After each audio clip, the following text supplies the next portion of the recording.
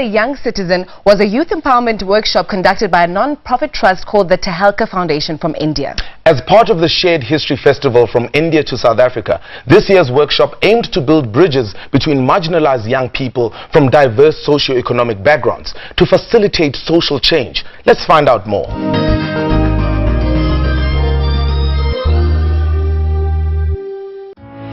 Awaken the Young Citizen is a series of youth empowerment workshops that were held in key cities of South Africa and was a part of the Shared History Festival which took place recently. The workshop was brought to us by the Title4 Foundation. Awaken the Young Citizen is a series of youth empowerment workshops that we've actually begun in India, which I've brought to South Africa, where we channel youth energy to first explore their sense of self, who they are, and fundamental issues of respect and dignity, and then open it out to the community that they're a part of, and to have a sense of ownership for the community so that they can then start engaging with issues, feel a sense of relevance. The foundation aims to tap into the inherent potential of our youth as future leaders who will take ownership of their community and engage passionately with the burning issues of the day.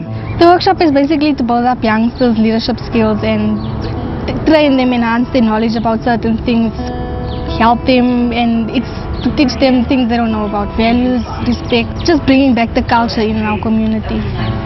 You have responsibilities even now as a 16-year-old, 18-year-old. So what are these responsibilities? And then in India, in fact, there are lots and lots of issues because we are a society going through transition. You have global and shining India and you have a very poor India. Yeah. So how do we bridge that divide? Within that, there are issues of development, of inclusive development, which all these children are a part of. But no one has brought it to them as something that they can be proactively engaged in. And when you do get them, open their eyes to that, I find that they're, extremely interested, they're involved, and they get quite committed. It's just about giving them the opportunity. And I find that South Africa also is a society going through transition, and apart from that, there's a lot of healing required. There's a lot of coming together of people. And I feel that the young generation can be sort of, made aware of these issues.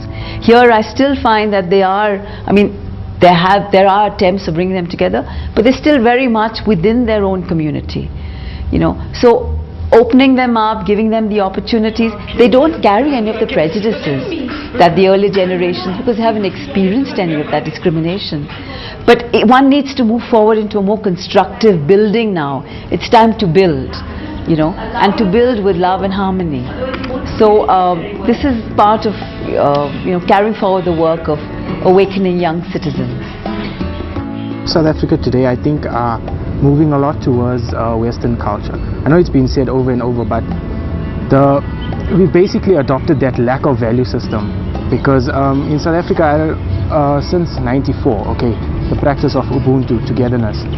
In South Africa, we want to be united, we want to be one. What's lacking a lot today is the basic morals and values like respect and obedience and just the principles that have to be laid in you when you're a young child. The youth of South Africa is segregated, and another thing is that they lost their values, morals, respect, and where they come from. They forgot their roots basically. And what happens is that with that, they tend to go a different path along, and it's not the way it used to be. They don't have that commitment or unity towards each other. Ik heb geleerd om mezelf respect te hebben en mensen moeten net zien dat hulle moet weer bekleren te buiten nie van dat help nie eintlik nie. Net jezelf wees nie en gangsters wil operate van self eendag seer kry.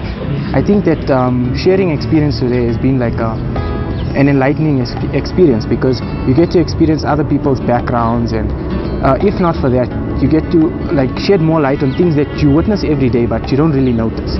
Like stuff like gangsterism has been shed a lot of light on today, as well as said it again, respect and self-respect, women's values, what a prim and proper woman should be, etiquette, things like that. So I think taking back to my community, probably a more enhanced sense of life, if not behavior towards other people.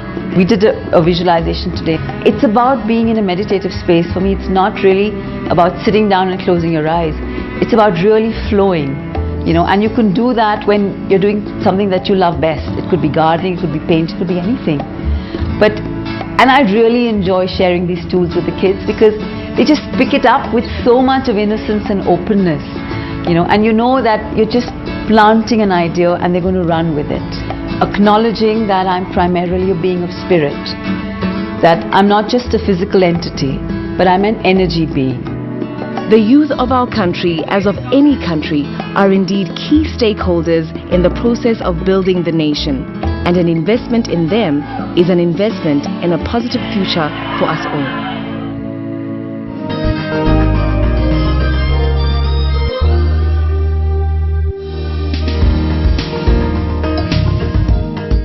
John W. Gardner once said, "All too often we are giving young people cut flowers when we should be teaching them to grow their own plants."